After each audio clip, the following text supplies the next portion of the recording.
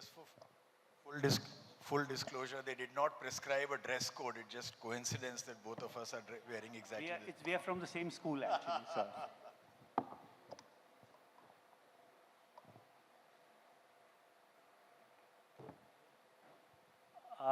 Good morning, everyone. I'm really pleased here to be with Shubhranshu. And the reason I say that within our fraternity, he makes some of the most interesting posts. He has a large following on LinkedIn and maybe elsewhere. But so he writes posts not just about brands, but he may connect culture, some other thing which you would think would not connect with brands, and bring some, some sense to the business that we are in. So I would urge you to follow him on LinkedIn. He's really fascinating stuff he comes up with. Now, Shubhranshu has been, he's been in packaged goods. He's been with Unilever for many, many years. He was with the Alcobev company. You've been with Visa. He's been with Enfield. He was with Star Sports. He was heading marketing there. And now he's with Tata Commercial Vehicles. He's heads marketing there. So and he's been working for about 25 years now, right? That would be about a quarter of a century. So these are not strictly speaking polite questions, but yes, 26 years. All right. So I'm going to start with asking you that you've seen marketing, advertising, marketing, the interaction with consumers, and since we have a rather weighty type of subject, let's say we're talking about consumers, what is the broad stuff that you see has happened over the last 25 years? What's the stuff that stands out? Well, good morning to you all. Actually, let me first compliment the audience. I mean, usually I go to many of these and there's a lot of chatter and people are distracted, but this one seems to be in rapt attention, so the pressure is on us to respond properly. Srikanth, I started in marketing in 1999. In 2001, I attended a conference in New York called the Silicon Alley Conference. Jason McCabe-Calacanis used to do that. All right. Where in 2001, it's not like 1699 or something, right? It's only 24 years ago. Mark Zuckerberg was in high school. Google was a startup. Less than 5% of global revenues from advertising went to digital. The smartphone had not been invented. iPhone was 6-7 years away. Cut to last year, as you know, it's the first time outside of China, global advertising revenues have touched $1 trillion. And of that, almost 650, perhaps even $700 billion is digital. And so if you don't understand an industry, the simplest thing to do is to follow where the revenues are flowing. So it's very clear that the energy is in the digitalized world. And in these 25 years, I've seen it in 3 phases. One is the mashup of legacy media. Then was the arrival of the smartphone. I think in my assessment, that was the pivotal moment where, now 5 billion lit screens is what life is organized around. Then came, every business is scalable only if you have some cloud capital, so it has to be ported somewhere, and it's beyond brick and mortar. And in addition, 3 things happened. One, people wanted to get recommendations and speak to other people. They did not want to listen to advertisers primarily. Second, with a cell phone, every human being potentially is a walking, talking production house, media company, influencer, curator, and consumer. And last but not the least, the one-to-many relationship of brands went away, and perhaps forever. When I started life in '99 in Hindustan Lever, you had a key visual, you built a 360, as they called it, around it, and that's it. Nobody was permitted to touch that creative. You put it up on hoardings in newspapers, ran a radio spot, television, but everything was gated by a human gatekeeper like Srikanth. And if by chance a newspaper missed your ad, we used to say, make good. That was the word being used. Today, the currency has changed. Digital is transacted in billions of impressions, whereas television is still selling spots in 30 seconds, rated at 10 seconds. So the whole world has been stood on its head. And as if this was not enough, riding on this tornado comes artificial intelligence. And human beings have a fascination for anything that speaks to them because we are the only species who communicate by speaking. Many have argued that the world would be a much better place if human beings did not have the power to speak. Maybe writing would have sufficed. But as a species, we talk to each other. Information is coded and thrown at each other in that manner. So with the arrival of artificial intelligence, the tornado is flattening out everything. And most people don't know, India is already number one market for chat GPT mass usage. We are at 14 to 15% of global subscribers for chat GPT are in India. Then with things like Meta, etc., it's going to get democratized very, very fast. So all of these are changes that are principally consumer and tech-led. Yeah, no, I think you summed it up really, really wonderfully. So one thing, so in this whole, this swirl that has happened over the last so many years, and it has speeded up, how have consumer expectations, according to you, from brands and businesses, in which, have they changed in any fundamental way? I mean, it could be with regard to support, to transparency, it could be with regard to anything. Has that changed? And of course it has changed, but in which way? Yes, I think it has changed for the better. I think people have an expectation that things will be delivered in real time. At least the expectation is that my relationship with a brand is a continuum. I expect everything to happen as I had imagined it at the time that I transacted. The other thing is the lifetime value of brands used to be so hardwired into the product. You bought a product. Today, the revenue stream, the lifetime value of brands are over a lifetime of continuing usage, where ownership may or may not even be mandatory, for example. So, I didn't, could you expound on that? So, say I buy a vehicle, a passenger vehicle or a commercial vehicle. Today, with the 80 plus touch points through the course of its life, the value of that vehicle is only about 30 or maybe 33%, one third of the total value commercially that will be generated during the course of its existence, whether it is an annual maintenance contract, spare parts, fuel, insurance, resale, scrappage. There is a wide arc which is now available for the brands to harness. The other thing that has happened in terms of expectations is people were very, very enamored. They were very impressed with scale, and therefore hits used to be a big thing. Now, oh, this is a hit show, this is a hit movie, this is a hit model, this is a hit variant. Actually, the whole business of creating and sustaining hits was primarily because of the inefficiency in the system. And therefore, if you, back in the day, if you went to a rhythm house, they would have 3,000 LP records. And they would keep everything that was selling well. But if you ask them for Mongolian folk music, or rap music from Madagascar, there's no chance you would find it there. But today on digital, it is accessible. So that long tail, it is never actually intersecting with the x-axis, that is asymptotic, and it lasts forever. So the shaded area under the long tail is much larger than what's under the heart of the bell curve. And this is a fundamental shift from a consumer standpoint. My son does not order pizza without checking the ratings. I'm like, it's pizza, what is there to check? He says, your old world, this is what we do. So the language has changed, the currency has changed, the simultaneity of experiences has changed. People are going between screens. If I am on Licious, Zerodha, ICICI and whatever, X, I expect the X by Z brand to give me hygiene conditions which are the average of all my other experiences. I'm not going to be forgiving thinking, oh, this is an insurance company, so it can be fuddy-duddy, and this one is, something superior, so it ought to be better. Sure, I know. I mean, so all the windows open at the same time.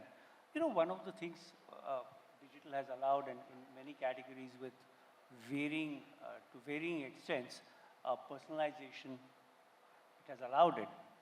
But will hyper-personalization at some point, and pretty soon, become par for the course? I mean, will it be something, or do you think only in some categories will that be possible? So my observation is that more people are hyperventilating than hyper-personalizing. That is my first observation. Basically, hyper-personalization or personalization at its core means I read you, I understand you, I'm engaging with you, I pick up your data, I have insights so I can sell you something or give you a service. Now, say you are reading xyz.com and a banner ad pops up and you click through and you are intrigued enough to fill a lead form. That is plain vanilla business. But if you did not and you came back a next time, or if you did stay at, say, a hotel and you came back the next time, they will say, we remember the last time you did this. Would you be interested in doing A, B, and C? Then it is not advertising, it is service. So the perspective itself shifts. And I think the problem with personalization was that technical tools were not available at scale. So certainly today that is possible, and I think it will lead to a revival and a renaissance in CRM. The crucial cachet there is first party data. Do you have the permission to market to Srikanth because he allowed you to do it? And can it be scalable and is worth the while? Tell me something. Sometimes, isn't personalization the fact that you have so much information about me? Doesn't it make it creepy sometimes? Like I come and I might appreciate the waiter saying, for example, at a restaurant or the bartender saying that will you have your regular? But if I have a relationship with the bartender, that's fine. But if I don't have a relationship with the bartender, there's a new guy or a new woman, and they say, Mr. Khandekar, will you have your regular? And I have a sense of, hey, who's been talking to you? So, Srikanth, I know you're not a Luddite, but that argument sounds like that. I'll tell you why. Because, today, this phone of mine is kept here. It knows everything about me that most people, including my wife, thank God, they don't know about me. So, it knows exactly the latitude, longitude on which I am sitting. I can't say. It tells me exactly how much interest got computed on my... But it's inanimate. I mean, it doesn't have a feeling. Well, so the thing is that you are being read and every stack of data is sleeping with every other stack of data. Now to say, aapko pata ho sakta hai, lekin mere ko aake mat bataiye aapko pata hai, that is not going to be viable, right? People are going to use that, and if it is happening through permission. So the most important argument on this worldwide is the right to be forgotten. I have a right to say, I give you the permission to read me, but I do not wish you to read me. That should be permissible. If it is intrusive, because the whole model, say Google earns $250 billion from advertising. That's roughly 15 to 16% of global advertising revenues. And their principal means is advertising. How are they advertising to you? Because they're able to pick up the signals and know what you're up to. So the tracking is fundamentally the prerequisite. But when software tracks you and a person tracks you, I think these are two different things. So I mean, I was giving the example of a waiter, bartender. I mean, somebody in the services business who knows you go to the medical shop and he knows, oh, you got this problem. So I mean, I'm just asking. Srikanth, you can put your fears to bed because in another 3 to 6 months, commercially available agentic AI will put your fear of a human being. It will be automated already. And in large parts of our life, it's happening. Your Spotify day list, the fact that your FD gets renewed, the fact that your phone tells you you're far away from your AirPods, or your refrigerator beeps that you're left the door open. All of these are instances of data being read. Okay. So moving on, there's a lot of, what are the core values that drive purchase decisions? Stuff. So brands have this thing about purpose, about sustainability, diversity, being politically correct, right? How important is this? How much do you believe in it? No, I believe a great deal in it, but I think the problem with purpose is that it has been over-purposed. Every brand wants to have, saving the earth purpose. It's like reading resumes for entrants. If I add up the contribution that they make, India's GDP should already have become $20 trillion. So point is, every brand need not have a purpose unless it is at the heart of what they are in business to do. Unless it is encoded in the DNA of what they do. Unless... So give me some examples of brands. So because you're making a very specific thing that only some brands need a purpose, others don't need to. So yeah, I'm saying, for example, let's continue with the example of, say, a Netflix, right? Netflix is an entertainment program, platform. It has changed. Netflix has changed the way in which we interact with content. But the decomposition of its algorithm gives you more than 100,000 individual units, right? You can say Amitabh Bachchan in a comic role, Amitabh Bachchan in a tragic role, Amitabh Bachchan in a tragic role with a gory death at the end.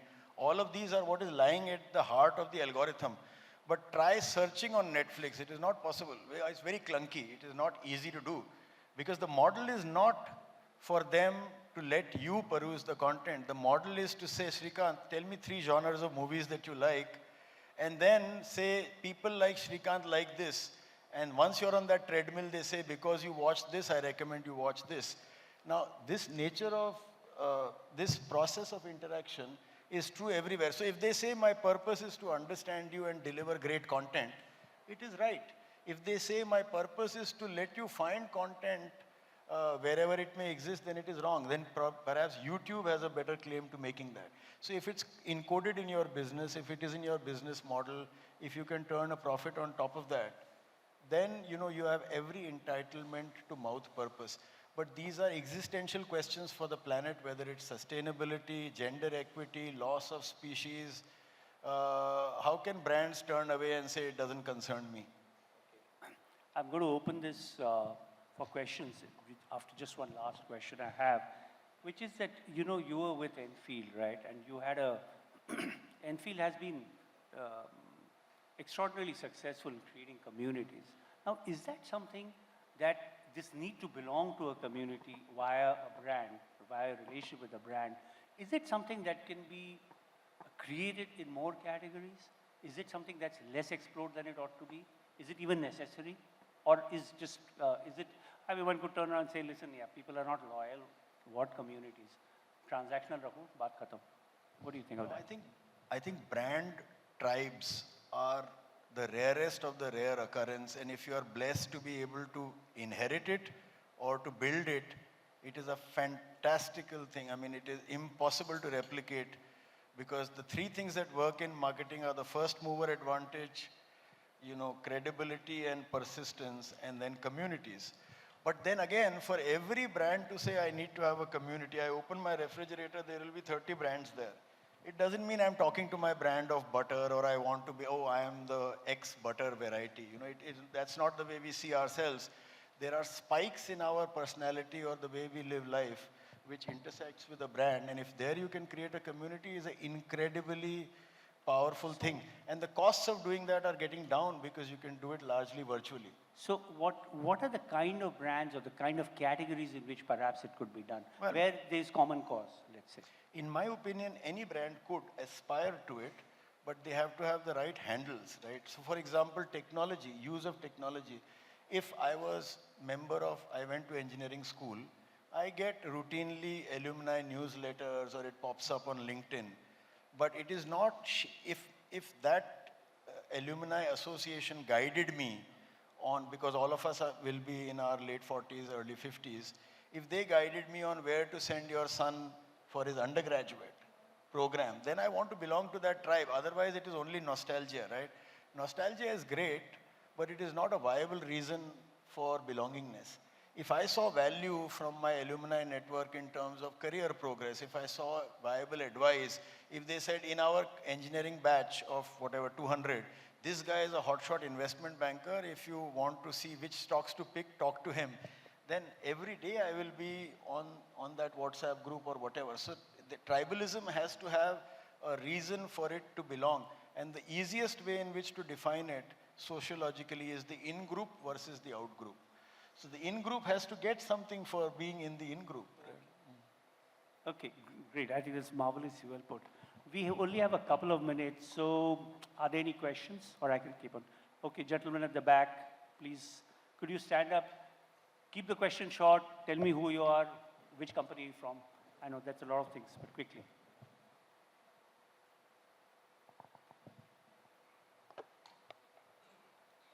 I think it's simpler if you just come. Hello. Hi sir, I am Sagar Patil. I am from Gamma 360. So I am handling the advertising of Tata Commercial Vehicles for 3 African countries, for a dealership which is in 3 African countries. So there is a challenge that I'm facing right now. One is we are talking about the consumer behavior and creating the community and all these things. But my consumer in those countries is the uneducated class who are just the drivers or who are just the transport operators. But my customer is the big companies, the mining companies, and the fleet owners. So I cannot really create a community, or I cannot really, target. So there are different targeting for both. So ultimately, I have to sell to customers. But Could I you, cannot sorry, we are very short of time. Could you put your question, please? I get his question. His question is that the B2B nature of the people he's selling to versus the end user. Look, I will not comment on Africa and so on, Tata Motors, but generally, if you are on a platform which is a brand-led platform, there are some common values which people respond to. And I do not buy the argument that there is anything called less than great customer, ignorant customer. They may not be affluent. Nobody is ignorant today. They may not be, prone to buying, but they are not away from buying either. It is only about the opportunity. So you have to then stretch harder to explain to them viably, explain to them literally, handhold them, and there is a place for activations, on-ground demos, below-the-line promotions, narratives, etc., to build that credibility, I suppose. Okay, we've run out of time, but does anybody have a question? You could also talk to Shubhranshu off stage. No, I think... We have a gentleman at the back. Yeah, please. Shubhranshu, hi, this is Balaji from Ipsos. Shubhranshu, you had spoken about Enfield. We talk about lifestyle products, right? Where it's easy to create a cult following like Royal Enfield and stuff. Something like a category like commercial vehicle, how difficult is it to kind of do that? I mean, what can be done basically? No, I got your question. We've had tremendous success in doing it. We have created a cadre of about close to 380, at times 500 influencers. We have rehashed the entire web asset, customer facing. We have now, across our businesses, a minimum of 20%, at times as high as 25, 28% of our final retails happening purely through digital means. All of this is the result of a collective community building. But one has to be bold and experiment with it. Many people do not even go ahead to try, and it is because of that that the structure doesn't take off. Once you begin, then people come in if they see value. Okay, thank you. Thank you, Shubhranshu, very much. I really enjoyed that. And may I have a round of applause for him, please? I think it's been very